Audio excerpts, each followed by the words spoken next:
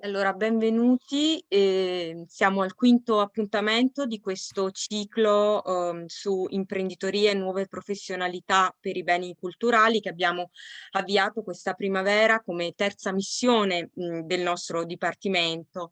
È un ciclo che è stato pensato insieme alla collega Stella Busana come attività formativa per gli studenti dei nostri corsi di laurea, per gli specializzandi, i dottorandi, gli assegnisti, ma anche per noi docenti e soprattutto è stato anche come terza missione aperto alla partecipazione di tutti gli interessati anche al di fuori dell'Ateneo.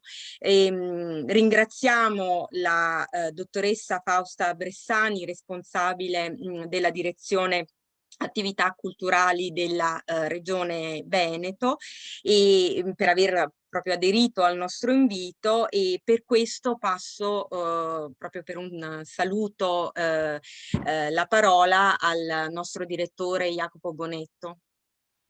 Sì, grazie Barbara, grazie a te, grazie a Maria Stella Busana per questo nuovo appuntamento che ci rende molto molto felici, molto soddisfatti, già come le altre volte, ma vorrei dire quasi ancora di più perché con Fausta Bressani, ma con la Regione Veneto abbiamo una consuetudine di lavoro, diciamo, lontanissima che risale, se posso andare alla preistoria di noi stessi, al 1986, quando si mettevano in piedi i quaderni di archeologia del Veneto, presidente Carlo Bernini, e quella è proprio preistoria. Però scherzi a parte, abbiamo avuto moltissime occasioni di lavorare con la Regione Veneto in maniera estremamente proficua, proprio anche con Fausta in anni non lontani. Poi diciamo abbiamo avuto un periodo un po' di pausa, ma penso che questa possa essere una bella giornata e una bella scintilla per riprendere a fare della regione un attore centrale come deve essere nelle politiche culturali del nostro territorio e anche delle attività di terza missione, ma non solo di terza missione, direi anche di ricerca del nostro Ateneo. Quindi penso che sia un'occasione, un pomeriggio bellissimo, anche appunto per l'identità dell'ospite, per quello che l'ospite rappresenta, quindi il Dipartimento è super contento di essere qui oggi, rappresentato da me, però non voglio togliere assolutamente altro tempo e lascerei la parola a voi o alla stessa Fausta, come decidete. Grazie, buon lavoro e benvenuta Fausta.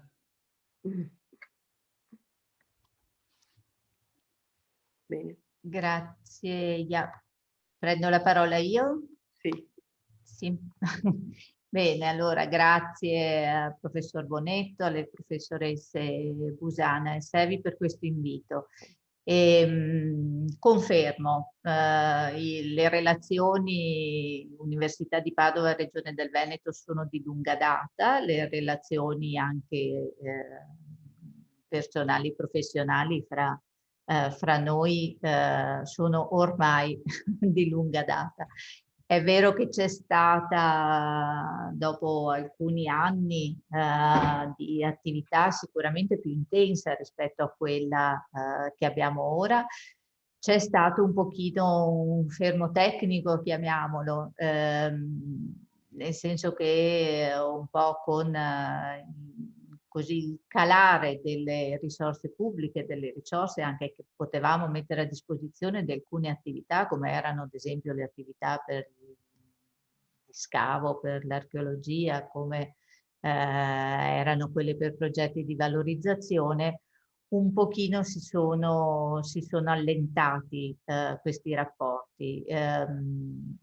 Comunque ci sono importanti risultati sul territorio e di questo sono assolutamente contenta. E io spero che quello che diremo oggi, che ci porta in una prospettiva obiettivamente nuova, inedita e tutto sommato anche impensata, spero che possa essere un nuovo inizio anche di una collaborazione che sia sempre proficua come lo è stata in passato, insomma.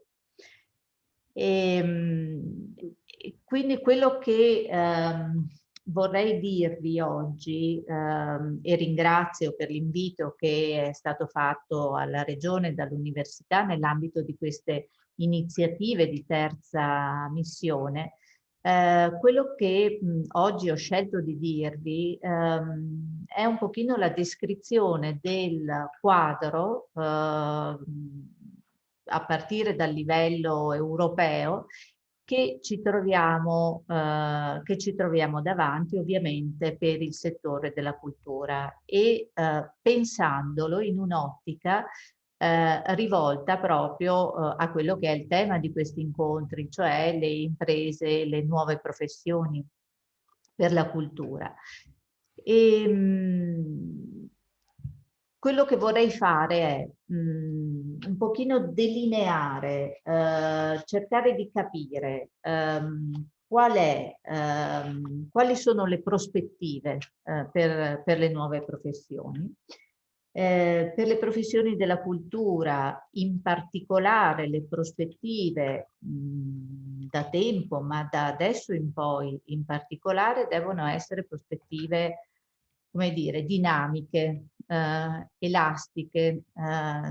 Il mondo in genere è un po' più fluido di quello che era tempo fa e lo è anche il mondo delle professioni, proprio perché l'evoluzione, le dinamiche, ciò che è successo richiedono capacità anche di reazione, di riadattamento, di ridefinizione anche di ruoli e di competenze. E in questo momento cerchiamo di capire perché è necessario cambiare, adattare, rinnovare le proprie competenze e quali anche dovranno essere queste nuove competenze per lavorare in questo settore. Allora, il momento è particolare. Quest'anno ci ha segnati in modo particolare, però è stato anche l'occasione per ridefinire modalità, per ridefinire programmi e lo è stata l'occasione soprattutto a partire dal livello europeo. Livello europeo l'UE ha risposto a questa situazione pandemica lanciando un programma che è veramente un programma di portata straordinaria, che noi oggi cercheremo di conoscere proprio per coglierne tutte le opportunità che ci può dare. E cercando di conoscere questo programma e a cascata quali saranno anche i programmi regionali, cercheremo di capire quali saranno gli ambiti in cui sarà possibile esprimere le proprie competenze. Cioè quello che io cercherò di farvi capire è dove, in che ambiti, su quali progetti si collocheranno le maggiori risorse nei prossimi anni. Maggiori risorse che andranno ad alimentare il cosiddetto Piano Nazionale di Ripresa e Resilienza e quelle che andranno a connotare il programma operativo regionale di attuazione della programmazione 21-27, ovviamente con riferimento agli ambiti che ci interessano. Adesso provo a condividere, vediamo se ce la faccio, lo schermo.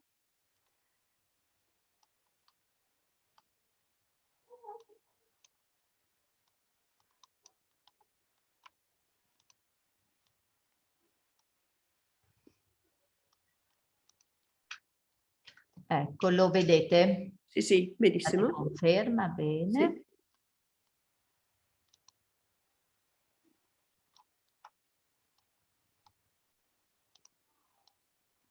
Perfetto. Ok. Allora, quello che vi ho anticipato finora è questo, cioè io vorrei fare un riferimento a quali sono le priorità politiche che sono state delineate.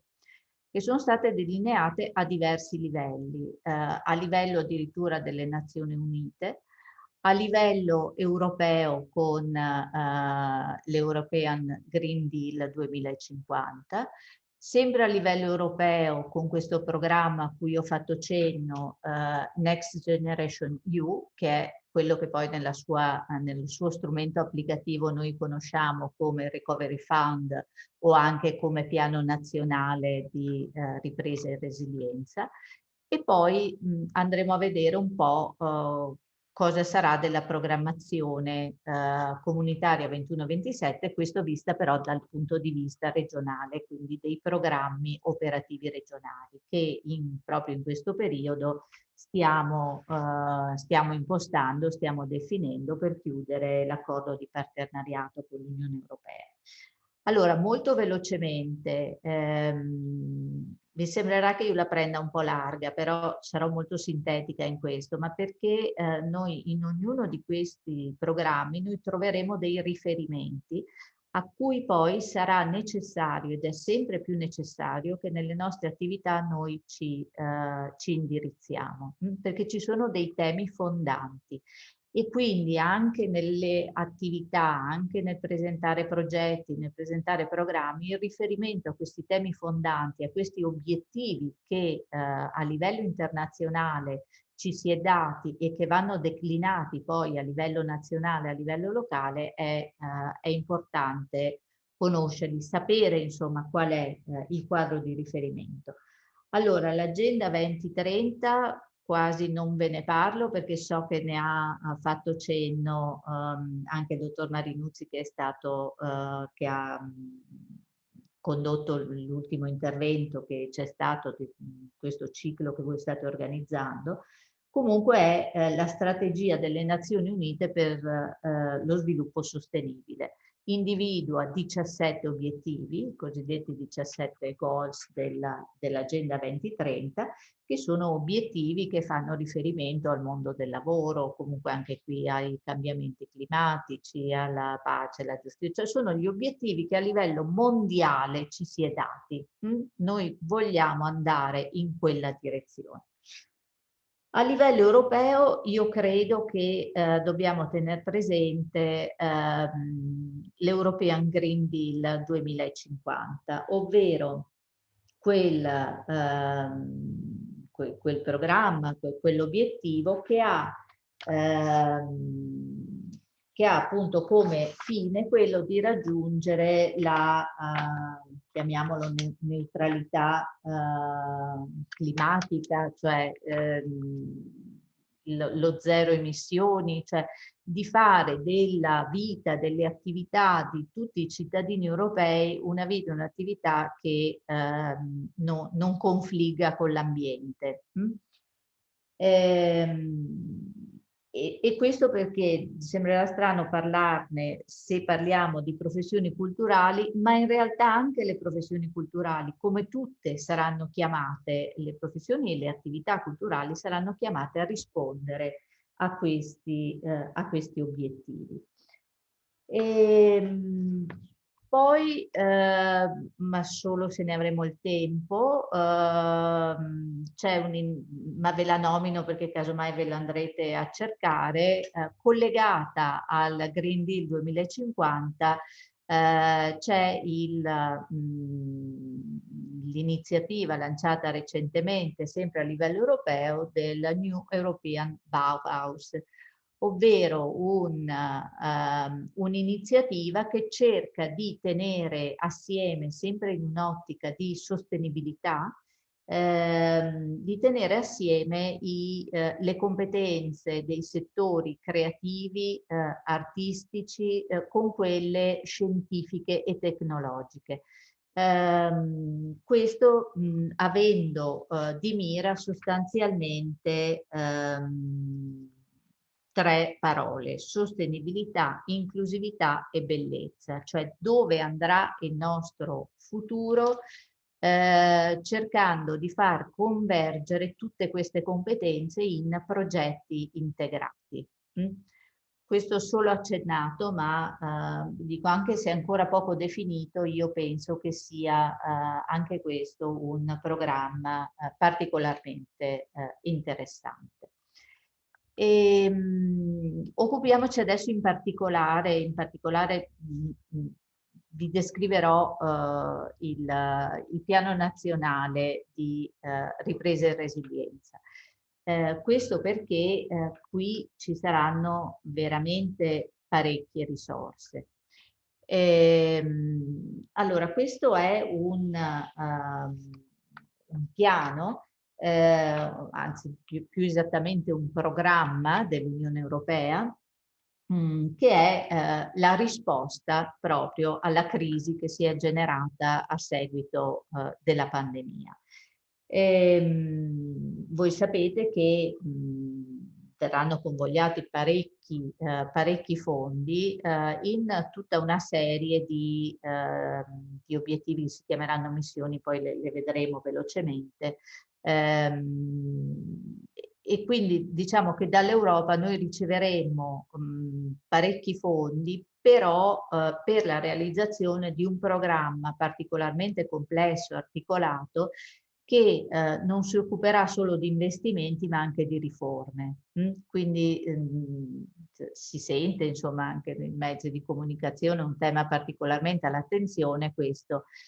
Ci viene richiesto non solo di realizzare delle opere materiali, ma di riformare sostanzialmente il nostro paese sotto diversi fronti, la giustizia, la concorrenza, insomma è proprio un'operazione veramente imponente, uno sforzo imponente di modernizzazione del nostro paese.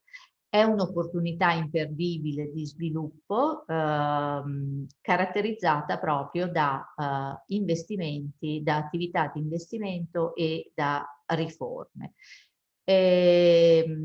Con la realizzazione di questo progetto, queste sono le parole di Draghi nella relazione introduttiva al piano che è stato, sapete, recentemente inviato all'Unione. L'Italia deve combinare, la sua relazione si chiude così, combinare immaginazione, capacità progettuale e concretezza.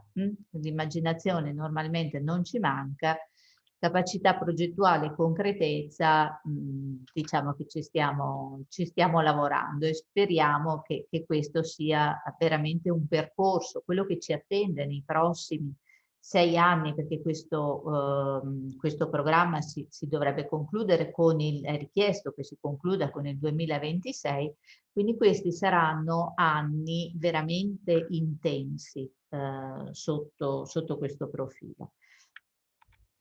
Allora, questo programma si articola in 6 missioni e 16 componenti. Quella che ci interessa veramente è la prima, è la missione 1, digitalizzazione, innovazione, competitività, cultura e turismo. Vediamo molto velocemente anche le altre, giusto per avere un'idea di cosa tratta il piano nazionale nel suo complesso, però poi noi ci concentreremo soprattutto sulla prima per vedere quali sono le azioni richieste. Abbiamo una missione rivoluzione verde e transizione ecologica e qui ritroviamo il tema della sostenibilità, no? di tutti gli interventi. Poi abbiamo la missione 3 che riguarda le infrastrutture per una modalità sostenibile, quindi qui parliamo soprattutto di infrastrutture di trasporto tipo alta velocità, aeroporti, proprio infrastrutture fisiche, diciamo, per la mobilità. La missione 4, altrettanto importante, soprattutto per voi, quella dell'istruzione e della ricerca. La 5 che riguarda le tematiche della coesione e dell'inclusione.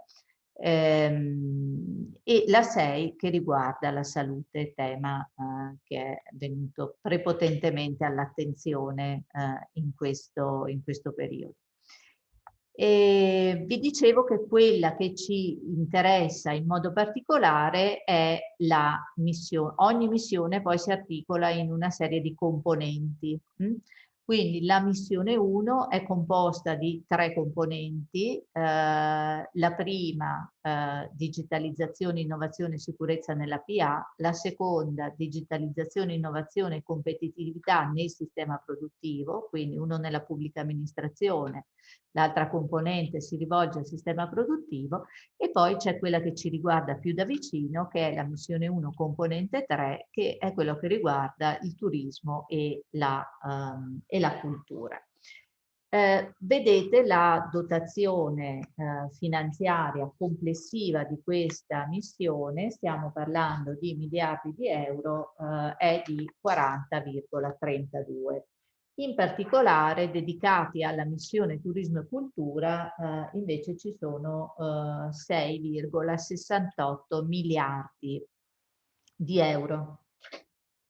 Allora, questa è una componente che ha l'obiettivo di rilanciare i settori economici della cultura e del turismo, dicevamo, perché l'idea è questa: all'interno del sistema paese cultura e turismo giocano un ruolo particolare, sia dal punto di vista dell'immagine, nel senso che noi sappiamo che siamo conosciuti all'estero soprattutto per la nostra cultura, per il nostro patrimonio, per la nostra creatività. In cultura mettiamo anche moda, design, architettura, creatività ovviamente, no? Quindi questo è un brand proprio italiano, quindi si ritiene di investire anche per questo, e anche perché si tratta comunque di un settore economicamente pesante. Pensiamo che il solo turismo vale circa il 12% del nostro PIL, solo il turismo. Quindi è stata dedicata una componente proprio a questi due settori. Vediamo quali sono un po' gli obiettivi di questa componente nel piano nazionale.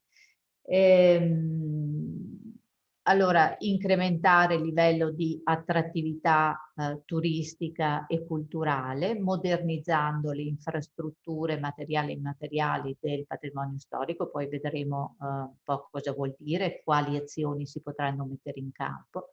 Migliorare la fruibilità della cultura e l'accessibilità turistica attraverso investimenti digitali, vedremo che la digitalizzazione è un tema molto importante, ma anche investimenti volti alla rimozione di barriere fisiche e cognitive all'utilizzo del patrimonio culturale. Un altro obiettivo è rigenerare i borghi attraverso la promozione della partecipazione alla cultura e il rilancio del turismo sostenibile e la tutela e la valorizzazione di parchi e giardini storici.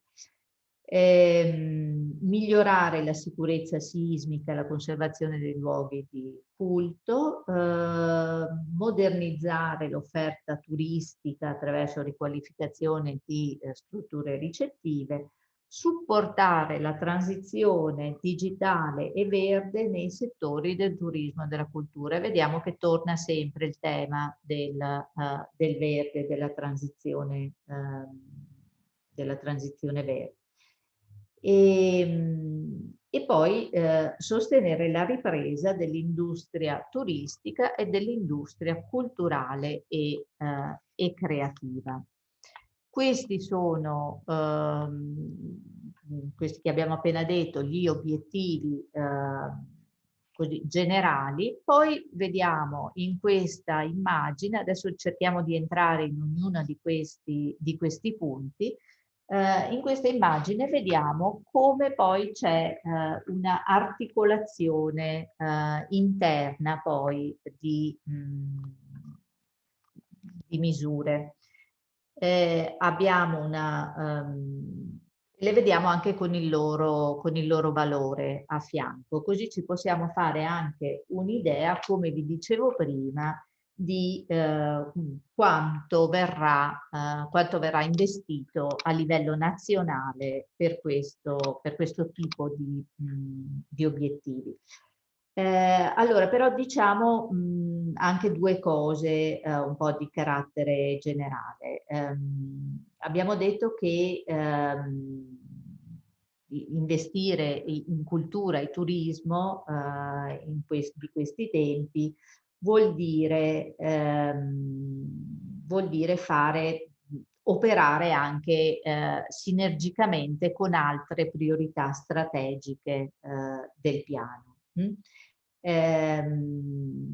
Si sostiene che la transizione verde, la sostenibilità ambientale del paese debbano passare attraverso anche la tutela e la valorizzazione del nostro patrimonio culturale e del nostro patrimonio naturale, paesaggistico, e attraverso politiche ecologiche che vadano a limitare il consumo di suolo, che vadano a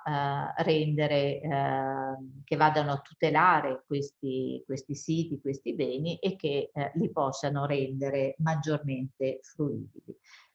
Questo tipo di attività poi si ritiene che vadano anche a perseguire l'obiettivo della crescita dell'occupazione, questo perché in questi settori è particolarmente significativa l'occupazione giovanile e l'occupazione femminile, che sono altri due obiettivi del piano. Quindi diciamo che queste azioni poi vanno a concorrere anche a questi obiettivi generali del piano, raggiungendo target generazionali e di genere.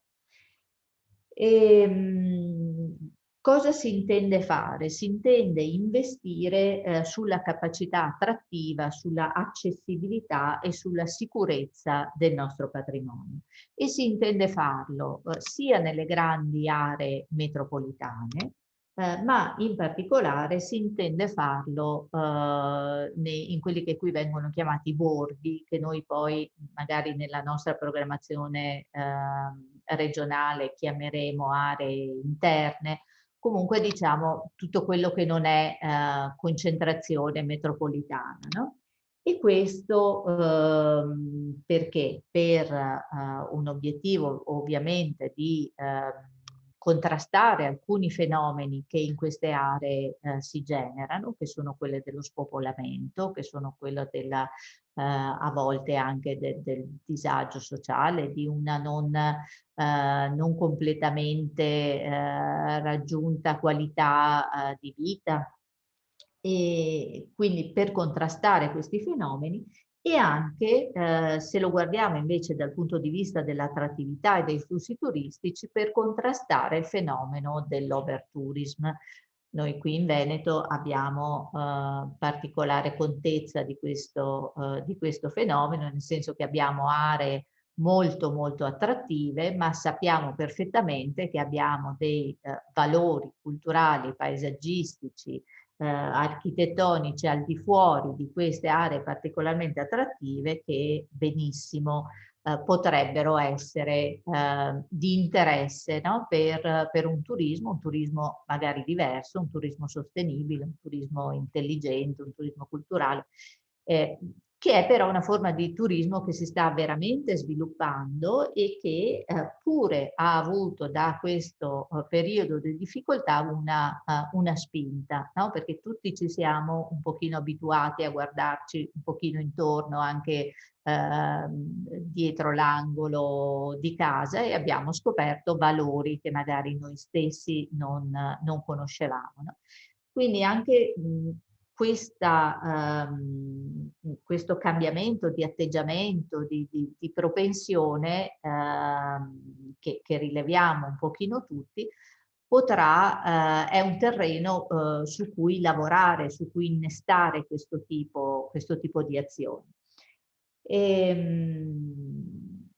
Questi interventi saranno affiancati anche da interventi che agiranno sugli edifici, quindi proprio sul patrimonio fisico, sempre in ottica di sostenibilità ambientale, con l'obiettivo di innalzare l'efficienza energetica degli edifici e anche, questa è una cosa importante, rinnovando le pratiche di organizzazione e gestione degli eventi turistici e culturali in una logica di sostenibilità. Quindi anche questo sarà un fattore importante anche nella redazione dei prossimi progetti, come sarà un fattore importante nelle competenze di chi agirà pur nel comparto del patrimonio culturale. Sempre con questo piano si intende intervenire anche per incentivare i cosiddetti processi di upskilling e reskilling, ovvero di aumento delle competenze. Quindi, lavorative, quindi relative al proprio posto di lavoro e anche l'acquisizione di abilità e di nuove competenze per praticare anche altri ambienti lavorativi. E quindi ci saranno interventi anche diretti a questo, in particolare sugli operatori culturali. E ci saranno interventi per sostenere l'evoluzione dell'industria culturale e creativa. Questo con l'obiettivo di organizzare e conservare il patrimonio culturale, favorendo però anche la nascita di nuovi servizi digitali. Quindi quello della accelerazione delle competenze e delle attività di digitalizzazione è un'altra nota dominante di questo piano. Si prevede che gli interventi sul patrimonio fisico saranno accompagnati da un programma di digitalizzazione con l'obiettivo di virtualizzare il patrimonio, no? Quindi di lavorare molto sul virtuale. Nella relazione al piano si dice che si lavorerà, verrà potenziata una piattaforma web, si parla di una si immagina una piattaforma centrale. Ora non entriamo in questi dettagli, poi chi ha un po' lavorato anche sulle piattaforme conosce dopo tutte le tematiche della relazioni fra piattaforme esistenti, nuove, questo lasciamo perdere. Diciamo che l'importante è che noi capiamo che ci saranno risorse per questo tipo di attività. E considerando anche le attività della vostra università, che da tempo è orientata proprio sui temi della valorizzazione attraverso del patrimonio, attraverso le nuove tecnologie, penso solo all'ultimo progetto che la professoressa Busana ha avuto la cortesia di presentarmi, quello sulla carta archeologica regionale digitale. Io insomma confido che da questo tipo di programmazione si possano trovare risorse proprio per valorizzare progetti che sono già in atto, di cui ci sono in atto delle parti pilota che poi ben potrebbero essere replicate, ampliate ed estese. Quindi se vediamo l'ambito di intervento 1, quello che si chiama il patrimonio culturale per la prossima generazione, vediamo investimenti. Dunque, intanto andiamo a vedere quanti investimenti. In questa prima linea, patrimonio culturale per la prossima generazione, vediamo 1,10 miliardi, suddiviso in 500 milioni per il primo investimento, strategia digitale e piattaforme per il patrimonio culturale, in 300 milioni per la rimozione delle barriere fisiche e cognitive nei luoghi della cultura, e 300 milioni per migliorare l'efficienza energetica nei cinema, nei teatri e nei musei. L'obiettivo quindi è investire per la digitalizzazione del patrimonio culturale, favorendo la fruizione quindi del prodotto della digitalizzazione, favorendo lo sviluppo di servizi da parte del settore culturale e creativo. Una linea di azione che sosterrà interventi dedicati anche a migliorare l'accessibilità dei luoghi della cultura e la sostenibilità ambientale. Quindi abbiamo questo primo investimento, strategia digitale e piattaforme per il patrimonio culturale, si rivolgerà al patrimonio culturale, in particolare quello custodito in musei, biblioteche, archivi e luoghi della cultura. Ed è qui che si parla di una infrastruttura digitale nazionale destinata a raccogliere, integrare e conservare le risorse digitali. Si intende poi con questa misura sostenere la creazione di nuovi contenuti culturali e lo sviluppo di servizi digitali ad alto valore aggiunto da parte di imprese culturali creative e start-up innovative, con l'obiettivo di stimolare un'economia basata sulla circolazione della conoscenza. Ecco che qui vediamo un primo investimento che sicuramente riguarderà le attività proprie dell'università, della ricerca, le attività che si fanno sul fronte della digitalizzazione, ma che potrà ben riguardare, io spero, l'attività delle imprese culturali e creative che potranno trovare un campo di azione, potranno trovare dei sostegni per i loro investimenti, immagino, per le loro dotazioni. Poi abbiamo l'investimento 1.2 che mira invece a rimuovere barriere fisiche, quindi questo è il classico rimozione delle barriere architettoniche nell'ambito dei musei, biblioteche, archivi, quindi degli istituti e luoghi della cultura, ma anche l'abbattimento delle barriere cognitive, quindi accessibilità, facilità nella fruizione, mediazione culturale, accoglienza, insomma tutto quello che può essere attività che avvicina il pubblico alla comprensione del patrimonio conservato negli istituti e nei luoghi della cultura. Poi abbiamo la terza linea di investimento che è diretta a migliorare l'efficienza energetica nei cinema, nei teatri e nei musei. Allora, questa è una linea, io credo, parecchio interessante,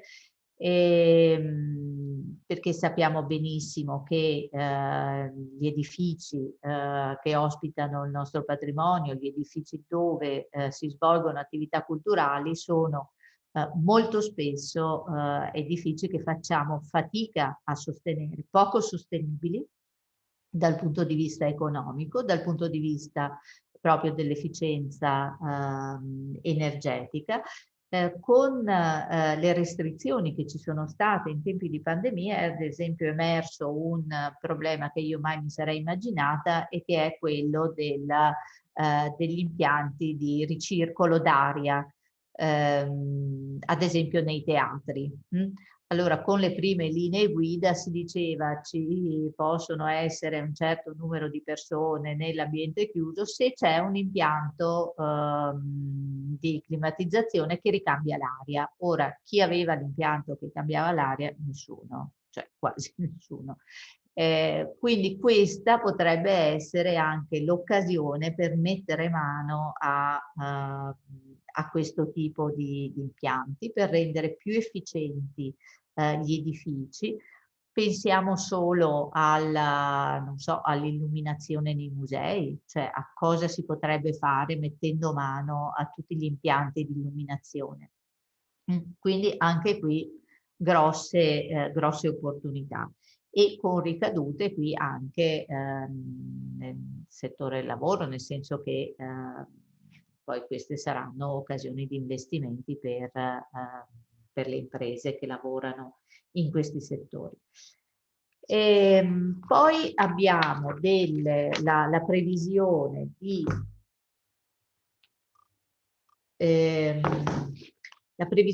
di qui adesso vado più veloce perché secondo me per voi era particolarmente interessante soprattutto questo primo blocco di interventi. Il secondo è quello che riguarda la rigenerazione di piccoli siti culturali, patrimonio culturale, religioso e rurale. Fa riferimento a quel discorso che facevo all'inizio, quindi investimenti non solo nei grandi attrattori culturali, ma investimenti anche nelle aree interne, nei borghi, in siti meno frequentati, ma sappiamo benissimo non meno ricchi di risorse. Quindi anche qui, a mio avviso, ci saranno grandi opportunità di lavoro, perché sviluppare programmi di valorizzazione di questi luoghi, sviluppare itinerari, sviluppare percorsi, dare i contenuti per questi percorsi, cioè sarà tutto lavoro per i professionisti del settore culturale.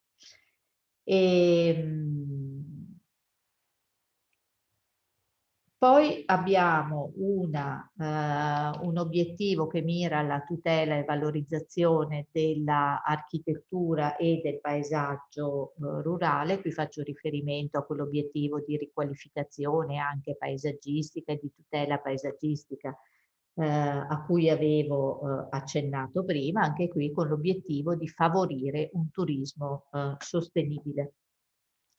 Poi ci saranno dei programmi per valorizzare l'identità dei luoghi, in particolare dedicati a parchi e giardini storici. Questo è un intervento pure significativo, con un target molto particolare. Però sappiamo che la nostra nazione, ma la nostra regione è ricchissima anche di questo tipo di beni che sono anche questi abbastanza impegnativi dal punto di vista della manutenzione e della riqualificazione, quindi un'iniezione di risorse per sistemare, per valorizzare questi luoghi non può che essere la benvenuta.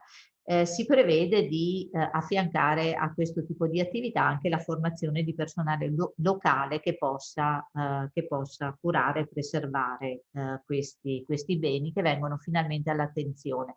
Di solito sono sempre stati considerati, non so, delle pertinenze molto spesso magari di un edificio principale o di un luogo, invece hanno tutta una loro dignità. Poi ci saranno degli interventi diretti alla sicurezza sismica, in particolare per i luoghi di culto, restauro del patrimonio culturale del fondo edifici di culto e siti di ricovero per le opere d'arte. Questa è una linea che ci fa venire in mente soprattutto terremoto dell'Italia centrale, tutti i problemi che si sono determinati proprio anche per la necessità di ricoverare le opere d'arte contenute negli edifici danneggiati. Quindi si vuole investire anche per creare dei luoghi per metterle in sicurezza, diciamo, nella eventualità di un evento di questo tipo. Poi abbiamo la terza linea di intervento, che è quella sull'industria culturale e creativa. Allora, qui abbiamo, per la prima volta vediamo una misura che non è un investimento ma è una riforma e che è l'adozione di criteri ambientali minimi per eventi culturali. Quindi qui si vuole proprio andare a definire le caratteristiche di questi eventi in modo che abbiano il minor impatto possibile dal punto di vista ambientale. Quindi torna il tema della sostenibilità ambientale e quindi della necessità di conoscere almeno il tema, di conoscere le necessità. Poi, ma proprio molto velocemente perché ci riguarda un po' meno da vicino, c'è il primo investimento di questo, che è quello relativo all'industria cinematografica, che si concentra molto su un progetto particolare per Cinecittà. E poi c'è quell'investimento 3.2 Capacity Building per gli operatori della cultura per gestire la transizione digitale e verde. Ecco qui che c'è una linea di azione proprio specifica dedicata agli operatori della cultura, con l'obiettivo di supportare la loro azione, quindi di aumentare le loro capacità, le loro conoscenze per attuare approcci innovativi attraverso mezzi digitali e accrescere anche le proprie capacità gestionali ed economiche. Questo per quanto riguarda il piano nazionale di ripresa e resilienza. E velocemente di questo vi ho praticamente già parlato. Adesso andiamo a dire due parole sulla programmazione comunitaria regionale sui fondi strutturali 21-27. Questa slide per farvi vedere da dove discendono, che è un po' quello che ho detto prima, cioè dagli obiettivi dell'Agenda 2030, dal Green Deal europeo fino alla declinazione in sede locale.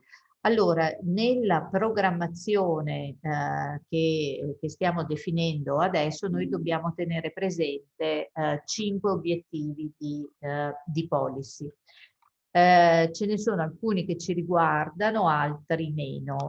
Individuiamo subito quelli che ci riguardano, che sono l'obiettivo di policy 1, un'Europa più intelligente, e gli obiettivi di policy 4 e 5, l'Europa più sociale e un'Europa più vicina ai cittadini. Allora, nel primo obiettivo noi troviamo soprattutto troveremo risorse. Allora, intanto nel primo e nel secondo obiettivo si concentreranno l'85% dei fondi, quindi sono quelli più ricchi, su cui ci sarà insomma possibilità di lavorare piuttosto agevolmente a quello che ci dicono. Adesso le cifre assolute io non le conosco, però insomma potrebbero essere di una certa consistenza. Sugli altri obiettivi invece va il resto delle risorse, che purtroppo gli altri obiettivi sono quelli che ci verrebbero un po' più congeniali, soprattutto l'obiettivo di policy 5.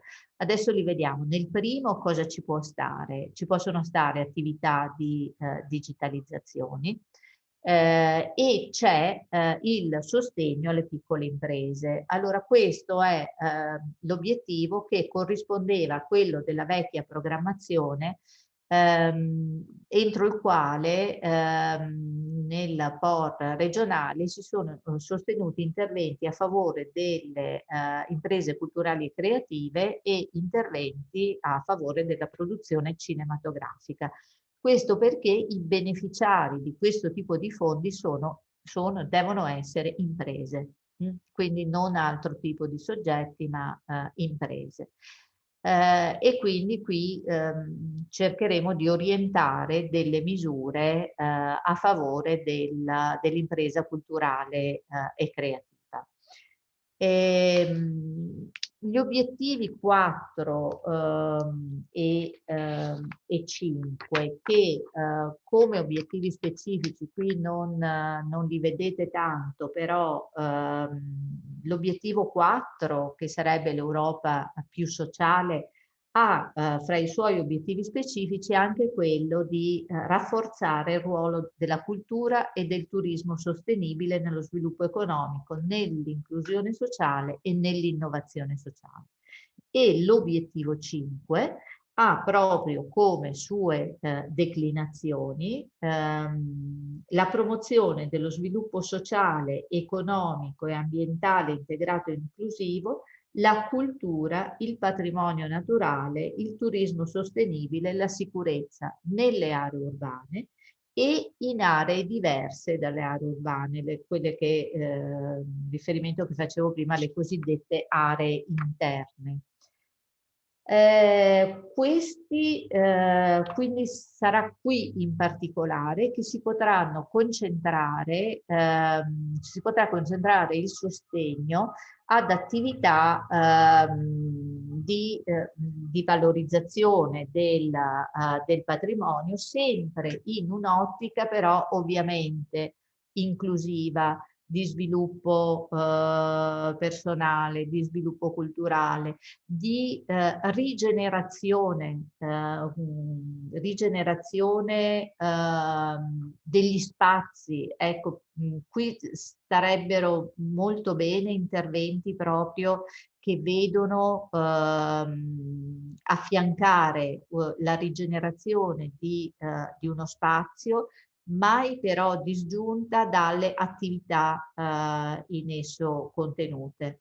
Quindi qui non si vogliono più vedere interventi di recupero del patrimonio immobiliare slegati e da un progetto serio gestionale e da una ricaduta sul benessere della collettività, sulla crescita, sullo sviluppo della collettività.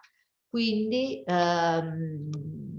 sarà bene qui pensare veramente dei progetti strategici che si rivolgano a determinate aree con questi obiettivi. Questi obiettivi di policy 4 e 5 vanno gestiti in stretto rapporto con il territorio, quindi si immaginano anche delle forme di definizione multilivello, di governance multilivello, cioè ci si aspetta, e per questo stiamo facendo dei tavoli anche con gli attori locali, perché ci si aspetta di condividere le proposte con i territori. Quindi questo per quanto riguarda direi la programmazione regionale.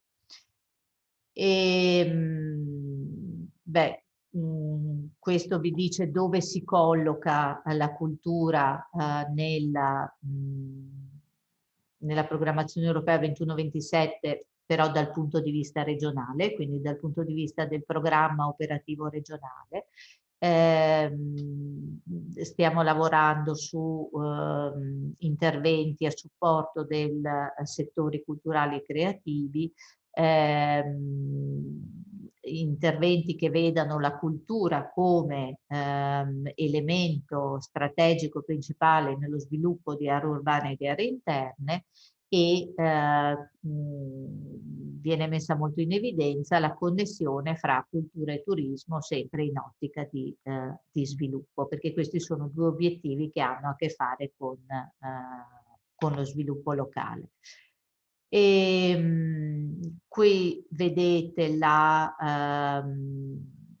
sostanzialmente quello che vi ho detto finora, cioè nell'obiettivo primo è l'obiettivo di Policy 1, competitività, innovazione e digitalizzazione. Qui ci potranno essere interventi per le imprese culturali e creative e sulla digitalizzazione del patrimonio, e nell'obiettivo SUS, cosiddetto sviluppo urbano sostenibile e aree interne, questo ruolo della cultura come rete di sviluppo, come terreno fertile, insomma, per lo sviluppo delle aree. Ecco, qui ci sarebbe un piccolo focus, però sono le 16:44, quindi ditemi voi, sulle imprese culturali e creative. Andiamo avanti. Andiamo avanti, certamente. Allora, questo è un settore su cui, come vi dicevo prima, con i fondi del POR regionale della passata programmazione si è lavorato parecchio, sia con fondi del POR regionale sia che con progetti di cooperazione, tipo Interreg, Italia-Slovenia, Italia-Croazia. Allora, intanto cerchiamo di capire cosa sono le imprese culturali e creative. Questa è la definizione che viene, la legge che vedete citata sotto, 27 dicembre, è la finanziaria per il 2018, che portava questa definizione tanto agoniata di impresa culturale e creativa, e dopo tutto è restato un po' lì perché servivano dopo dei decreti di attuazione per far seguire tutta una serie di misure a favore del settore, lì ci si è un po' fermati. Però prendiamo per buona la definizione, perché molto spesso è anche difficile capire cosa sono queste imprese culturali e creative. La definizione ci dice che sono le imprese o i soggetti che in modo stabile e continuativo esercitano che hanno quale oggetto sociale, in via esclusiva o prevalente, l'ideazione, la creazione, la produzione, lo sviluppo, la diffusione, la conservazione, la ricerca, la valorizzazione o la gestione di prodotti culturali, intesi quali beni, servizi e opere dell'ingegno, che ineriscono alla letteratura, alla musica, alle arti figurative, alle arti applicate, allo spettacolo dal vivo, alla cinematografia, all'audiovisivo, agli archivi, alle biblioteche, ai musei, al patrimonio culturale e ai processi di innovazione. Cioè praticamente tutto, insomma, diciamo una definizione piuttosto ampia. Qui abbiamo cercato di individuare, per rendere un po' più evidente quali sono i macro settori di queste delle imprese culturali e creative. Sono soprattutto il settore del cinema, della radio e televisione, la musica, videogiochi e software, editoria e stampa, arti performative, patrimonio storico-artistico, architettura, design e comunicazione. Quindi questi sono i macro settori. E qui dall'ultimo rapporto Simbola, Io sono cultura del 2020, abbiamo una mappatura delle imprese culturali e creative in Veneto, da cui ricaviamo che nella nostra regione ci sono oltre 22.000 imprese attive ascrivibili a questa tipologia, che riguardano oltre 140.000 occupati, con un'incidenza del 4,7% sul totale delle imprese e con un'incidenza occupazionale del 6% sul totale dell'occupazione. Non sono numeri enormi, però comunque una certa rilevanza del settore c'è.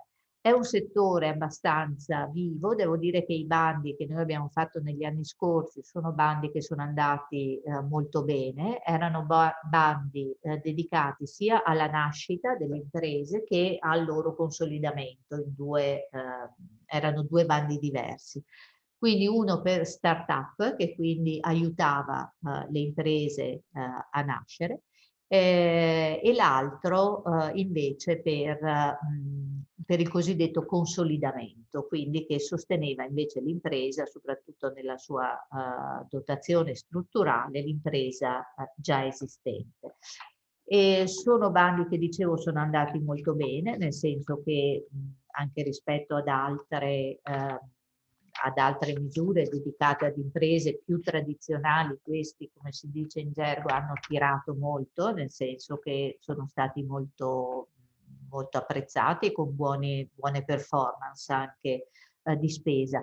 Quindi è assolutamente nostra intenzione riproporre le misure.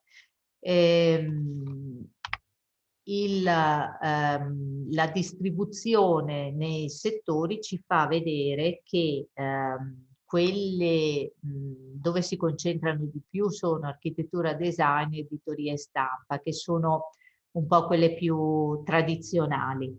Poi c'è una varia distribuzione fra i settori della comunicazione, del videogioco, stiamo parlando sempre del Veneto qui, del videogioco e software e delle performance e arti visive, piccolino piccolino il settore del patrimonio storico artistico. Qui c'è meno presenza di realtà imprenditoriali.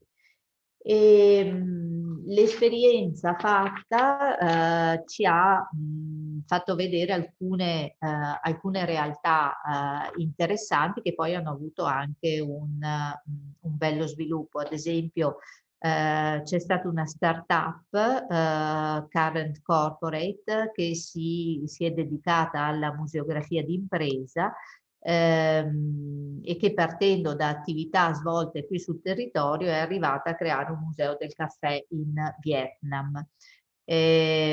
Lavora molto all'estero ed è stata premiata nel 2020 da Forbes Italia fra le prime 100 delle società di consulenza aziendale. Quindi una startup che ha, diciamo, dato soddisfazione. Per la prima volta un'impresa creativa è rientrata in questa classifica di Forbes.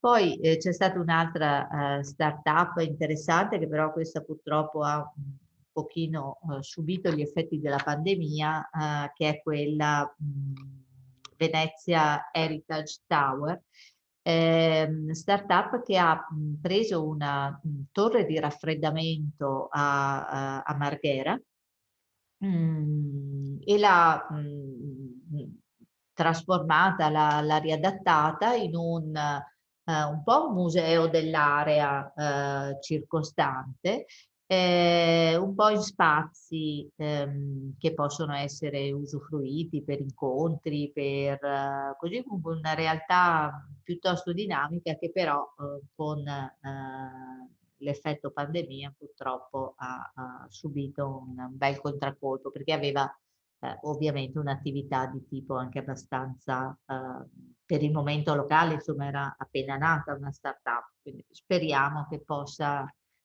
continuare la sua attività. Mentre nel consolidamento ci sono state delle belle esperienze, ad esempio con il TIB di Belluno, Teatro Impresa Belluno, che ha usato uno spazio a Belluno rigenerandolo.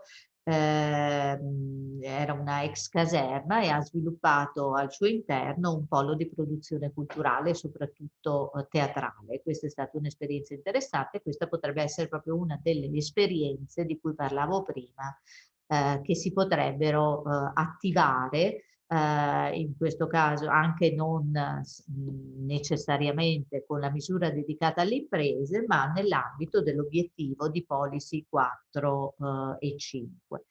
Poi c'è stata un'impresa di produzione audiovisiva che pure è riuscita ad ottenere dei finanziamenti per rinnovare le proprie attrezzature, con le quali poi sono riuscite a realizzare delle produzioni significative. Hanno vinto il Delfino d'Argento al Cannes Corporate Film Festival, ed anche un altro premio. E poi abbiamo avuto una casa editrice che con l'occasione di questi finanziamenti è riuscita appunto a ristrutturare le proprie tecnologie, le proprie dotazioni, e questi si occupano soprattutto di audiobook e di ebook, ed è stata valutata come una delle eccellenze nella piattaforma dedicata. Ecco, questo il quadro di quello che io dalla mia prospettiva vedo che sta adesso succedendo, e che anzi succederà a breve, nel senso che per la programmazione regionale diciamo che siamo in corso di definizione. Il piano nazionale di ripresa e resilienza è stato inviato in sede europea. Sappiamo che lì bisogna cominciare a lavorare praticamente da subito, perché se nel 2026 bisogna chiudere, sapete che 5 anni non sono poi molti. E quindi come messaggio finale cosa vorrei dire? Che le professioni del settore, proprio avendo visto tutto quello che abbiamo visto in quest'oretta, necessitano di riferirsi a queste priorità, che abbiamo visto essere quelle della sostenibilità ambientale, quella della digitalizzazione, quindi delle competenze digitali, e quella della capacità di attivare competenze trasversali. Diciamo che il plus forse che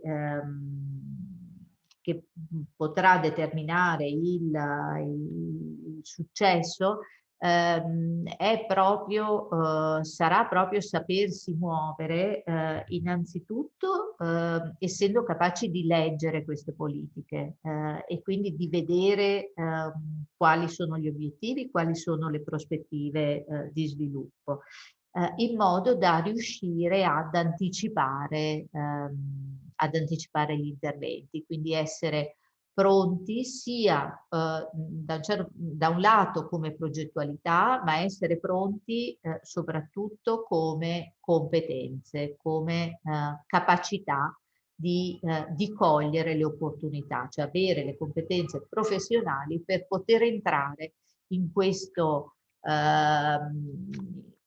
processo, che io credo sarà un processo di quelli che veramente non vedevamo da anni. Quindi è una bella sfida, insomma, una bella sfida anche per voi università che preparate questi professionisti, queste competenze. Ecco, io mi fermerei qui. Molte grazie. Grazie per averci soprattutto illustrato in maniera così chiara e analitica anche con gli obiettivi, insomma, dell'agenda europea in ambito appunto di cultura e quelli che sono anche gli orientamenti della regione in questo senso. Ora io vorrei, come ha sottolineato giustamente anche Jacopo, che fossero prima di tutto gli studenti a farsi innanzi con delle domande, immagino che ce ne saranno molte, o delle riflessioni anche. Intanto ci sono già delle persone prenotate, ma vediamo se c'è prima qualche studente. Se no facciamo rompere il ghiaccio, come si suol dire, alla dottoressa Giuliana Ericani. Che devo trovare, però adesso vi abilito tutti a... No, ecco. Ci siamo, eccoci. Eccola. Penso che ci siamo, sì. Saluto Fausta Bressani dopo un po' di anni, sono molto contenta di partecipare a questo, aver ascoltato questa sua illustrazione, anche perché questa illustrazione fa seguito, come può Fausta immaginare, a un lungo dibattito che il Comitalia e il Coordinamento Veneto di ICOM sta facendo naturalmente sulle azioni del Recovery Plan. Quello che volevo capire era, abbiamo naturalmente tutti letto e adesso ascoltato anche le azioni che il recovery prevede, ma dalle azioni alla definizione evidentemente dei progetti passa un certo lasso di tempo, ma soprattutto una strategia da mettere in atto.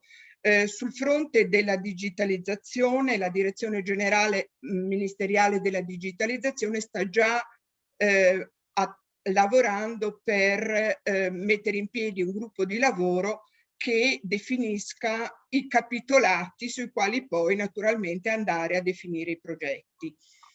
So anche che le regioni, nella conferenza Stato-Regioni, hanno lavorato anche sul fronte dell'attualizzazione di queste azioni. Volevo capire come si muove la Regione Veneto perché queste azioni diventino dei progetti e delle fonti di finanziamento per i musei veneti, per il patrimonio e per i professionisti di cui abbiamo tanto bisogno nei musei e in tutti gli istituti della cultura italiani e veneti anche. Certo, beh, intanto un caro saluto anche da parte mia, piacere di ritrovarla veramente. La vedo in Facebook ogni tanto, ma non ci eravamo più sentiti. Allora, il tema poi della attuazione, della governance di questo piano, a me personalmente rimane ancora un po' oscuro.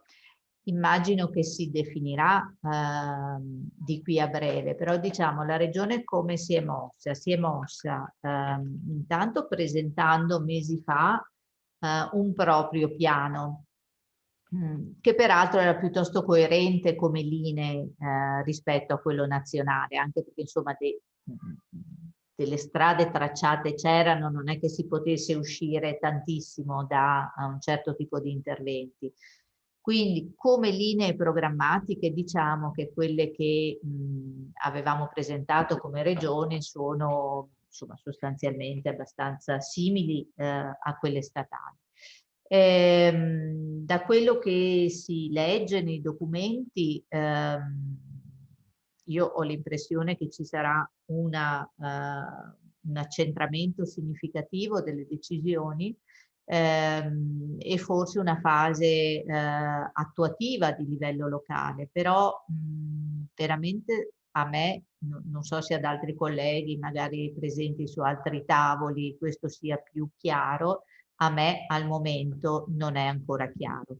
Allora, non riesco a immaginare come una struttura centrale possa gestire una portata di interventi di questo tipo, quindi io auspico che quanto prima ci possano essere dei tavoli di confronto e di condivisione poi sui progetti concreti, perché un conto è dire voglio digitalizzare il patrimonio culturale, un conto è dire quale, perché e in che luoghi. Quindi io qui spero che le regioni, insomma, viene abbastanza assicurato, però poi insomma anche questa è un'esperienza abbastanza nuova. Si tratterà di vedere insomma come si riuscirà ad attivare questa cosa. Certo che la regione farà tutto quello che può perché le strutture del proprio territorio possano accedere il più possibile a questo tipo di progettualità. Ma se mi chiede adesso come succederà, adesso per me è impossibile dirlo. Grazie. Prego.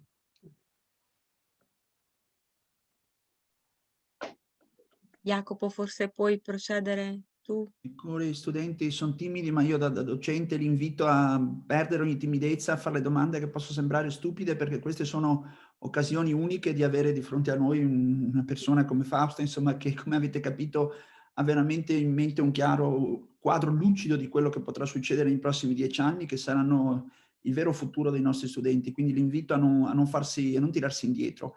Però, vabbè, rompo anch'io il ghiaccio come la dottoressa Ericani.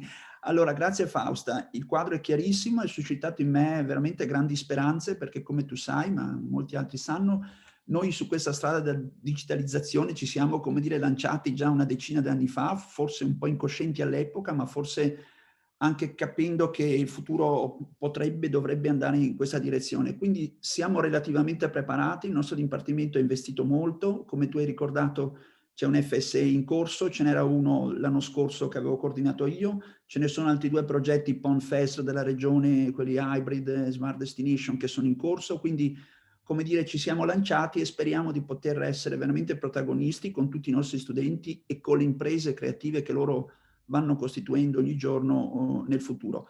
La domanda specifica che volevo farti è questa. C'è un po' di preoccupazione nell'aria quando i ministri, quando il recovery plan accoppiano sempre la cultura al turismo.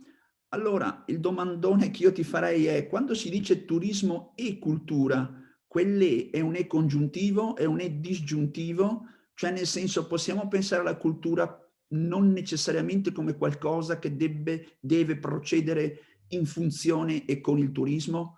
Perché naturalmente per noi sì, valorizzazione la possiamo fare per i turisti, ma possiamo lavorare in termini di ricerca e valorizzazione anche per le comunità locali, non strettamente per il turismo. E quindi anche, per esempio, con uno dei nostri, diciamo, filoni di ricerca, che è quello delle mappature archeologiche, delle carte archeologiche, dei sistemi informativi territoriali, lavoriamo per le comunità più che per i turisti.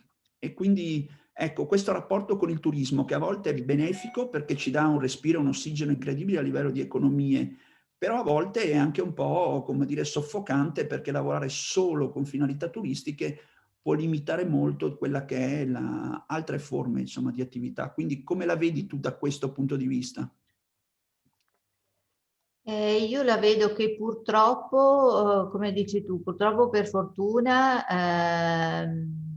questo è un dibattito che dura da anni.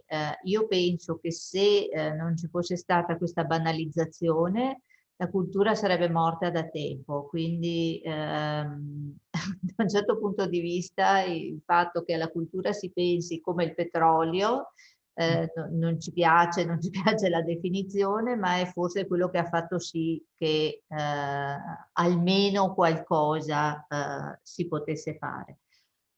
Leggo anch'io, soprattutto nel piano nazionale, che è anche tanto orientato alla ripresa economica, così, insomma, leggo molta vicinanza,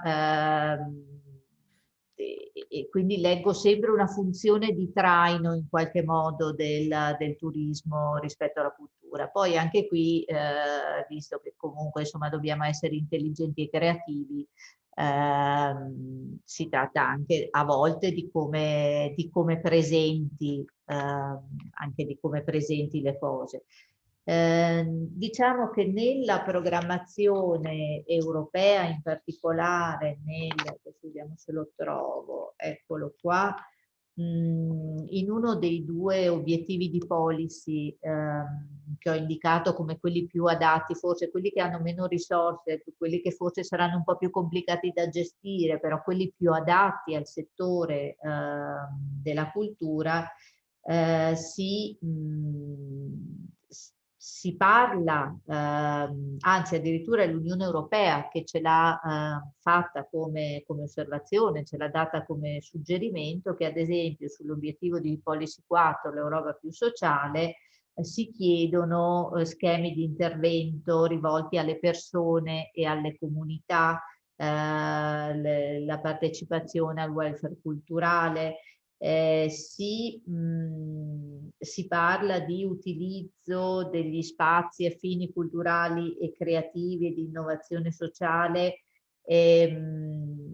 però finalizzati a una crescita culturale locale. Quindi questi concetti, soprattutto nell'ambito della programmazione europea, ci sono. E quindi insomma ben si potranno far passare iniziative che non abbiano necessariamente il fine dell'attrazione turistica. Quello usiamolo come il cavallo di Troia, insomma. Abbiamo sempre fatto, continueremo a farlo. Condivido pienamente questa tua logica, diciamo, molto pragmatica, molto operativa e molto utile al patrimonio culturale in senso ampio. Sì, posso in attesa che gli studenti elaborino le loro domande e le loro curiosità, anch'io voglio ringraziare tantissimo Fausta Bressani per questo intervento molto chiaro, che capiamo bene le potenzialità impressionanti che ha e nello stesso tempo la ancora poca chiarezza. Anch'io avrei fatto questa domanda: come sarà gestito questo patrimonio pazzesco che arriva? Appunto, speriamo che veramente ci sia una distribuzione, una possibilità di gestione a livello più regionale che consenta di essere concreti, perché quella parola concretezza che fortunatamente ha messo Draghi forse appunto ci aiuta a sperare che effettivamente si andrà in questa direzione, perché altrimenti se arriviamo all'immaginazione ci fermiamo lì e dopo appunto, quindi speriamo veramente. Sono tantissimi gli spunti che sono venuti veramente interessantissimi. Diciamo che mi pare di aver capito allora che da una parte c'è tutto questo grandi fondi del recovery plan e ancora però incertezze della gestione, stiamo a vedere, ma abbiamo visto in quanti ambiti potremmo proprio le competenze che si escono, che si formano nelle nostre, possono intervenire, ecco. Condivido il problema si punta tanto alla valorizzazione, però sfruttiamola, perché dietro a ogni valorizzazione ci deve essere la conoscenza e quindi il nostro ruolo è questo, e poi potenziamolo con tutti i modi di comunicazione, di valorizzazione, eccetera. Ho visto anch'io che negli obiettivi che ci ha illustrato addirittura nel 5.1, l'Europa più vicina, addirittura c'è proprio anche tutto l'aspetto, sia nelle aree urbane ma soprattutto rurali, del coinvolgimento delle comunità, di creazione partecipata, che è un altro filone che nel nostro dipartimento, soprattutto tantissimo avviato archeologia medievale, ma che continuiamo e che di cui capiamo l'importanza, è uno degli aspetti di questa archeologia pubblica, partecipativa, ma non solo archeologia, in generale, voglio dire cultura. E quindi effettivamente credo che ci sarà il margine per inserire le nostre competenze, non solamente per tutti questi aspetti di cui hai citato, di digitalizzazione, tecnologie, turismo, ma proprio anche di conoscenza. L'altro aspetto su cui pure abbiamo cominciato molto, anche la nostra università, a sensibilizzare e anche noi a lavorare, è quello dell'inclusività, e anche su questo stiamo sviluppando dei progetti, come è stato anche il TEMART, ma anche altri, e stiamo addirittura un corso, quindi credo che moltissimi aspetti che tu hai citato, fortunatamente su questo da alcuni anni stiamo proprio puntando, e quindi vuol dire benissimo, è un supporto per indirizzare anche la nostra formazione e anche ricerca e intervento nel valorizzare ancora di più questi aspetti, ecco. Poi l'altro campo che hai presentato alla fine sulle imprese culturali creative mi ha spiazzato, devo dire la verità. Allora, sono rimasta veramente colpita che su 22.000 imprese culturali creative solo lo 0,3% siano destinate al patrimonio storico-artistico, con un'incidenza del 6%. Ecco. Quindi, da una parte, voglio dire, c'è un sacco di spazio. Spazio, sì. Cioè, perché io pensavo fossero tantissime, allora è vero che è poco, però credo che sia, e questo era uno dei temi, anche perché si inserisce in questo ciclo di imprenditoria e nuove professionalità, per cui voglio spingere anche chi sta ascoltando, degli studenti della specializzazione, del corso di laurea di progettazione e turismo culturale, insomma, di porre attenzione a questa cosa, ecco, per cui io credo che con le modalità che abbiamo visto e con gli obiettivi che abbiamo visto, puntare molto su quelli, ma appunto rischiare, ecco, rischiare in questo momento. Volevo chiederti una precisazione, perché proprio per ignoranza anch'io, quando si parla di imprese culturali creative, è diverso rispetto a quello che oggi si intende terzo settore, o sono anche quelle imprese? cioè cooperative o non a scopo di lucro, cioè sono tutti i tipi di imprese, si intende. Allora, per una definizione europea di impresa ci sono anche quelle del terzo settore, quindi sì, si intendono anche quelle. Tutte. Dopo è vero che in alcuni ambiti, ad esempio noi abbiamo avuto recentemente un problema proprio con i ristori, noi come regione diciamo, con i ristori, nel senso che è stato fatto un bando con fondi appunto con finalità di ristoro dal settore che si occupa di impresa tradizionale, diciamo.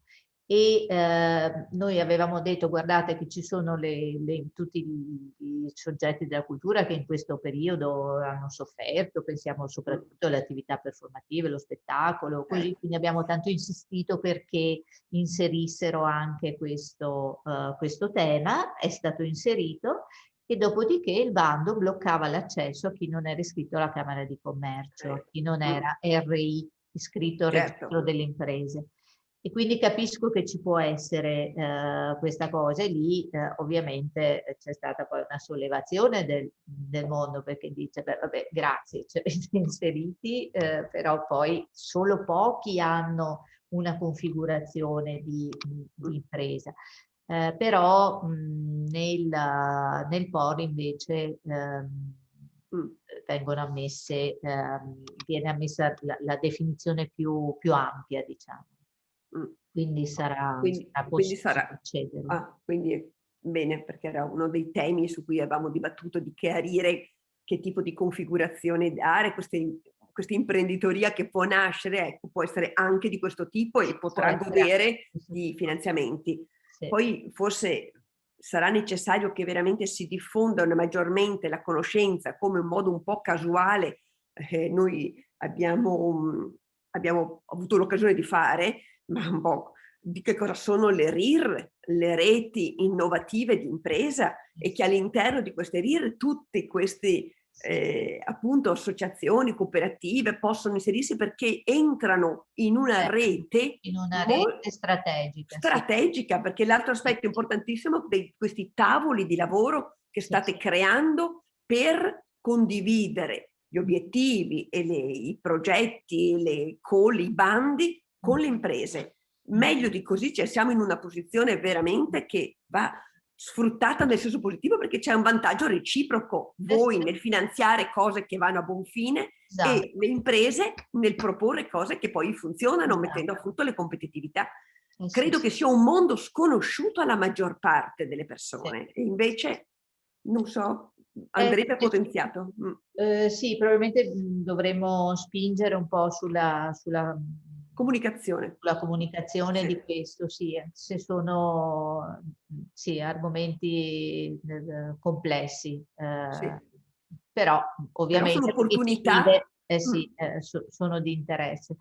Però per quello che dicevo, quando dicevo nelle competenze delle nuove professioni, che ci deve essere anche la capacità di leggere questi programmi, questi piani, queste politiche, proprio perché lì dopo si capiscono, no? Anche partecipare a determinate piattaforme, cosa che ti consente, ad esempio la partecipazione alle RIR, è anche un modo di conoscere in anticipo dove stanno andando le politiche, dove si apriranno delle opportunità. E quindi sì, è importante sicuramente. Ecco, c'è già la prima domanda. Infatti abbiamo stimolato. Sì. Che cosa sono le RIR? Ce lo può spiegare in parole? Ma sono delle reti di innovazione e ricerca che sono favorite proprio in ambito comunitario. Allora io non me ne occupo direttamente, quindi sarò abbastanza sommaria nella descrizione. Ma per farvi capire, da noi in Regione se ne occupa la direzione ricerca e innovazione, proprio perché sono delle reti innovative. Quindi sono delle reti a cui i soggetti imprenditoriali possono accedere, e che consentono poi la partecipazione a determinate piattaforme dove si destinate al settore. Quindi sono delle opportunità proprio di conoscenza, ecco, delle politiche destinate al settore. Poi se la studentessa che ha chiesto vuole dei dettagli maggiori, posso farle arrivare dei riferimenti, insomma qualcosa di più specifico, però diciamo che a grandi linee è così. Sarebbe prezioso. C'è adesso la dottoressa Rago forse che vuole intervenire, la Sì, studentessa della grazie specializzazione. professoressa. Buongiorno, intanto mi presento, sono una specializzanda e ringrazio la dottoressa Bressani per l'intervento. Io mi sono sentita un po' chiamata in causa perché credo di far parte del complesso delle imprese culturali, perché ho una libreria che 2 anni fa si era un po', come dire, aveva mutato pelle, era diventato un progetto sperimentale di libreria viaggiante. Io avevo acquistato un autobus inglese, l'avevo reso una libreria su 2 piani con reparto infanzia e reparto adulti e mi ero mossa abbastanza, nel senso eravamo arrivati fino a Milano, avevamo lavorato su Brescia, qui da noi, diciamo nel nord-est, però il Covid ci ha tagliato le gambe senza pietà e quindi il progetto si è interrotto e sono stata comunque costretta a vendere il mezzo perché le spese del tema dei ristori non ne sono arrivati, a parte le prime tranche, diciamo i 600 più 600, 1200 euro, ma per un'impresa che si ferma e che ha i costi fissi non funziona, insomma. Ora sto aspettando il ristoro previsto dalla Union Camere in collaborazione con la Regione Veneto, però anche lì si tratta di un importo diviso equamente su tutti i partecipanti, quindi 1.300 euro? no, in questo caso sono circa 1.300, però era un fondo corposo, ma hanno partecipato migliaia di imprese, quindi giustamente tutti hanno anche diritto. Quindi volevo portare avanti l'esempio di un'impresa che comunque non vuole mollare. Io sto ragionando su come cambiare di nuovo pelle, fondamentalmente, e in questo caso incrociando anche ciò che sto facendo per la scuola di specializzazione. Perché sto lavorando con un artista triestino che custodisce tutto il patrimonio, diciamo, artistico che ha prodotto assieme alla sua sodale, che invece è scomparsa molti anni fa. Lui da 30 anni cerca una collocazione per la collezione. Si tratta di una collezione di arte contemporanea che per ora è a casa sua, è un posto meraviglioso, ma sta buonanima a 84 anni, non durerà per sempre. E quindi stavo ragionando, ad esempio, su entrare in uno spazio anche pubblico, come magari una centrale idroelettrica convertita, perché so che l'Enel anni fa avevano offerto anche a noi, ad esempio, una centrale a Caneva in provincia di Pordenone.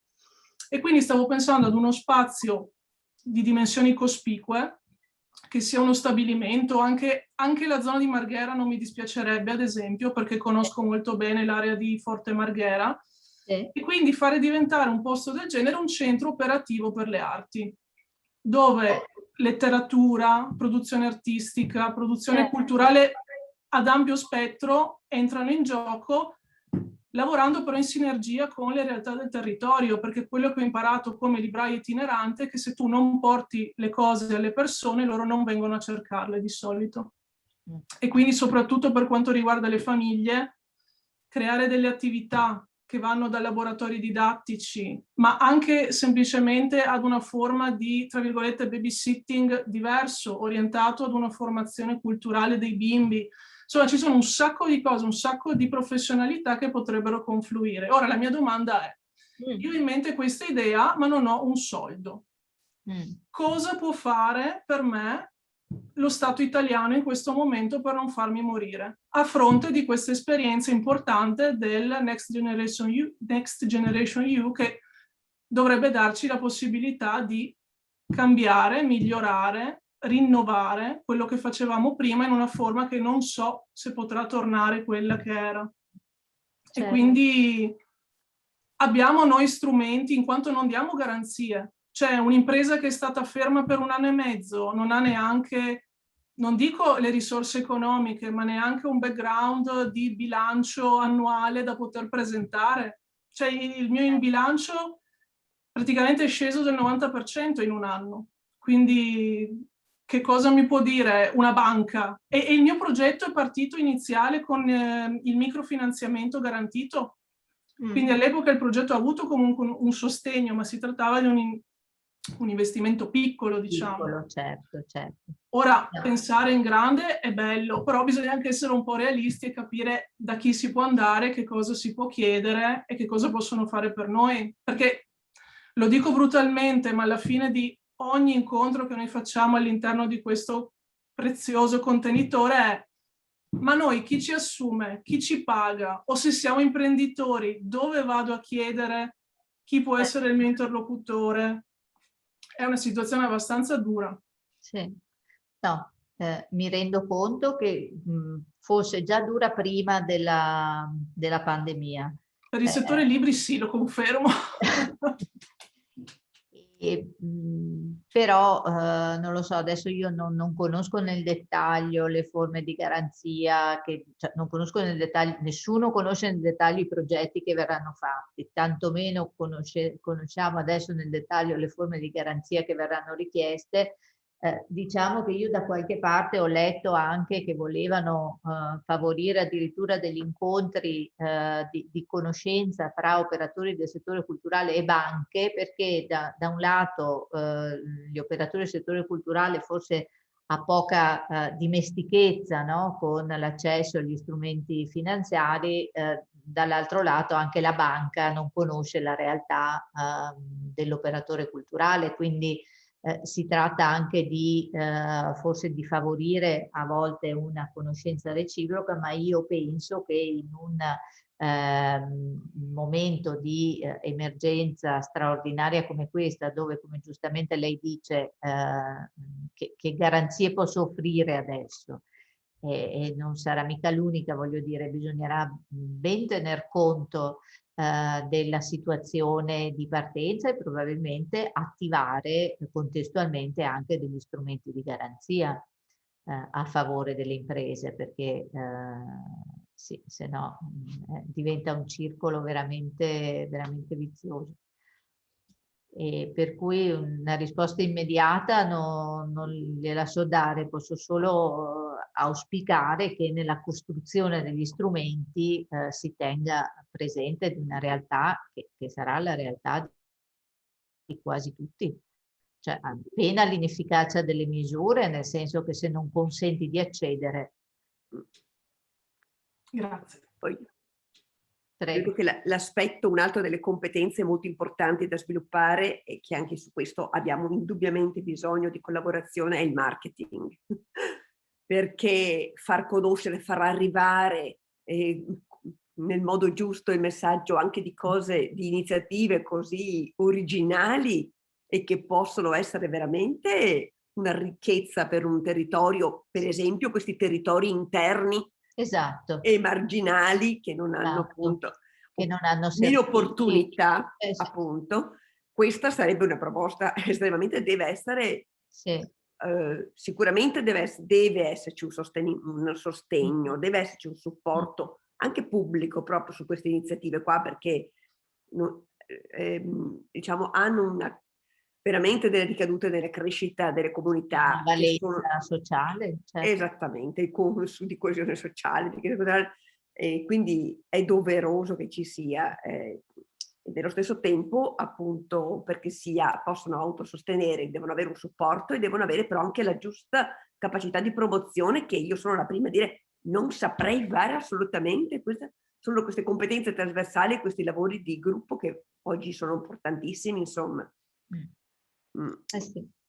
Forse allo stesso tempo noi vorremmo che le istituzioni, le pubbliche amministrazioni, le imprese che comunque opereranno nella progettualità e per raggiungere questi obiettivi tenessero conto anche del fatto che l'università è una risorsa, ha un bacino di competenze, le ricerche di noi docenti e di tanti di questi ragazzi che si stanno formando attraverso appunto le ricerche di dottorato, di specializzazione, possono costituire il contenuto, insomma la base di partenza per poi promuovere delle azioni di valorizzazione. Qualche volta accade che magari questi progetti vadano avanti e senza tesaurizzare delle competenze che, insomma, o dei risultati anche di ricerche che sono state già svolte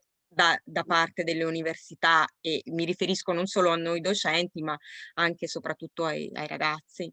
E quindi sì, insomma, ringrazio Sara che ha portato un esempio di un'attività già proiettata verso l'imprenditoria, ma facendo un passo indietro anche rispetto a questo, molte delle ricerche che i nostri ragazzi conducono potrebbero poi avere uno sbocco naturalmente se si trovasse in questi tavoli di aggregazione anche un ruolo per loro, insomma. Mettendoli a dialogo, insomma, in dialogo con le pubbliche amministrazioni, con magari le piccole imprese che operano anche nell'ambito della digitalizzazione e che potrebbero trovare in loro dei contenuti di altissimo livello da poi divulgare. Esatto. Infatti posso, scusate, anche il cane che vuole intervenire. Beh, riallacciandomi a quello che diceva adesso la professoressa Savì, ma poi anche quello che aveva detto il professor Bonito. Io per esempio sono una guida turistica, però la parola turistica non è che la amo particolarmente, perché in questo periodo in cui i turisti non sono arrivati, noi tutte abbiamo fatto un po' le operatrici divulgative, abbiamo fatto scoprire ai nostri concittadini quei luoghi che sono ad 1 metro di distanza, ma che loro non conoscevano, e noi ci siamo sempre poste a metà tra gli iscritti degli accademici, le ricerche appunto fatte in ambito accademico e la gente comune che non fa dell'archeologia o dell'epigrafia, perché parlo della mia materia, il proprio mestiere. Quindi da parte nostra la preparazione, come quella penso anche di Sara, è alta, cerchiamo di divulgare questi contenuti in maniera molto semplice. Però la mia unica paura è quella che spesso, quello che spesso vedo accadere, è che si creino anche dei gruppi di volontari che, mossi sicuramente da una grande passione, da un grande sentimento, si vanno però a sostituire a chi si è formato in maniera professionale, e quindi luoghi della cultura molto importanti siano gestiti da queste figure che, ripeto, sono mosse da grandi ideali, però in quel momento non permettono a me, a Sara o ad altri di trovare uno sbocco lavorativo. Questo è un po' il mio timore riguardo perché anche adesso, prima del Covid, insomma, anche noi guide turistiche dovevamo veramente combattere contro un abusivismo enorme e purtroppo non sempre come controllato dalle autorità preposte. Grazie.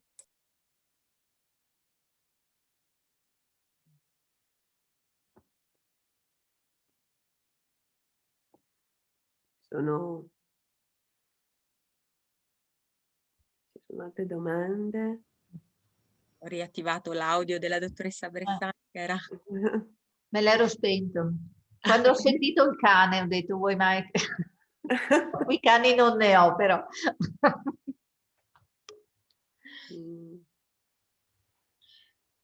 Va bene, ma aveva fatto una riflessione importante, ma forse Maria Stella... No, volevo solamente, ho visto portare i saluti della professoressa Ghedini, ha detto che doveva lasciare, ecco, però ha detto di ringraziare tantissimo, che ho ascoltato con molto interesse, e di salutare tutti.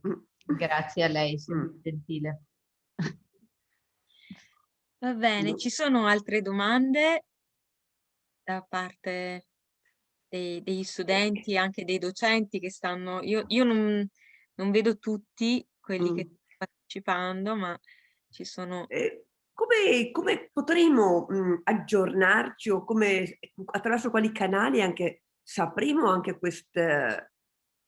anche la gestione appunto di questi grandi fondi del recovery plan, vuol dire, saranno, perché i tempi sono veramente stretti.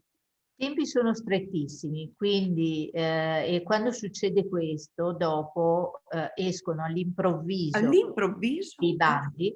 Quindi prima che voi dicevate noi è tempo che lavoriamo sulla digitalizzazione, tu dicevi per fortuna abbiamo incrociato dei temi, neanche tanto per fortuna, nel senso che se hai incrociato dei temi che adesso sono all'attenzione, vuol dire che un'idea degli obiettivi, no? Quelli che ho cercato di darvi all'inizio, degli obiettivi a partire dalla scala mondiale a quella europea, cioè dove stiamo andando, li avevate ben presenti. Quello che io consiglio è tenersi sempre pronti con delle proposte progettuali concrete, da rifinire magari quando esce il bando, quando nasce l'opportunità, ma in quel momento lì di solito è troppo tardi, quindi devi già avere, e secondo me voi come università sicuramente avete la capacità. Poi, come vi dicevo, per il Recovery Fund proprio non so, ma credo che nessuno al momento sappia come si svilupperà, in che sedi, così. Però è chiaro che non appena si costruirà un percorso, insomma, se noi ne faremo parte, cercheremo di comunicarlo il più possibile al territorio, ovviamente, perché poi la nostra funzione è quella di portare le istanze del territorio, quindi non le nostre. Invece, scusami, scusa, per gli altri progetti, quelli del Porfes, Europa Sociale, quali saranno i tempi? Guarda, ci saranno, allora l'accordo di partenariato non dovrebbe volerci molto, però sono attivi in questo periodo. Se voi guardate, poi magari vi manderò un link, noi stiamo facendo dei tavoli di confronto con dei target individuati, con dei soggetti individuati, ma sicuramente le università ci sono. Ma poi c'è anche la possibilità di un confronto di cittadinanza, anche per portare istanze, riflessioni così. Quindi se si guarda sul sito della Regione Veneto, programmazione 2021-2027, si dovrebbe trovare, io adesso stupidamente non ho pensato di tenermelo sotto mano, però si dovrebbe trovare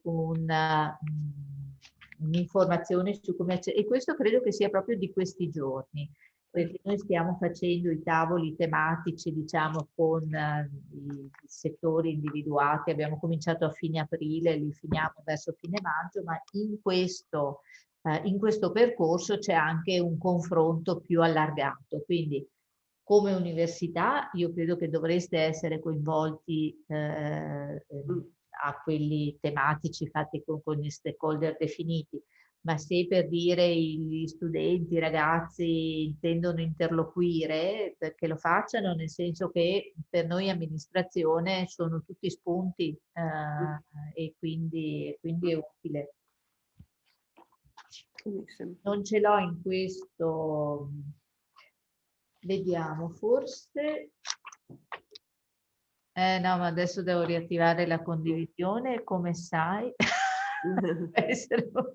Allora, ce l'avevo nell'ultima slide, avevo no, comunque se guardate programmazione UE 21-27 Regione Veneto, secondo me anche con Google ci arrivate, anzi forse meglio che con indirizzo specifico. Comunque io magari lunedì vedo di mandarti anche una notizia precisa, che così dopo, se è di interesse di qualcuno, la puoi diffondere. No, ma lo troviamo, perché sarà comunque a breve. Sì, questi a breve. Questo confronto, finita la fase di confronto, che per dire al nostro interno, così finisce a fine mese, poi non dovrebbe volerci molto per la definizione. Scusa un attimo.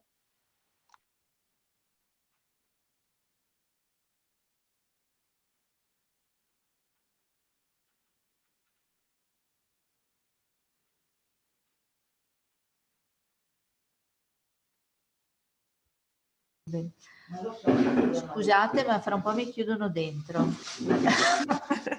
Benissimo. Sì, cosa vi stavo dicendo? Sì, che va bene, troveremo nel sito della regione e poi ci sarà il primo maggio e poi a giugno Sì, la chiusura dell'accordo di partenariato anche dovrebbe essere insomma abbastanza addirittura d'arrivo, e poi sulla base di quello insomma definito il nostro documento di posizionamento. Poi diciamo che usciranno effettivamente i primi bandi nel 2022 credo, a questo punto, però diciamo che questo è il momento in cui si costruiscono le vere progetti. Sì, quindi benissimo. Mi sa che dobbiamo lasciare andare la dottoressa Bersani perché vedo una situazione. C'è un'aria buonasera signora di niente, c'è un'aria di sbaracco. Vi dirò che mi hanno già chiusa dentro qui 2 mesi fa, mi sono trattenuta oltre l'orario delle signore delle pulizie, la guardia se n'era andata, io mi sono trovata a Palazzo Sherryman chiusa a chiave, ho dovuto chiamare il servizio sedi, che per fortuna è arrivata una collega in pigiama ad aprirmi, cioè, da allora mi hanno detto non farlo mai più.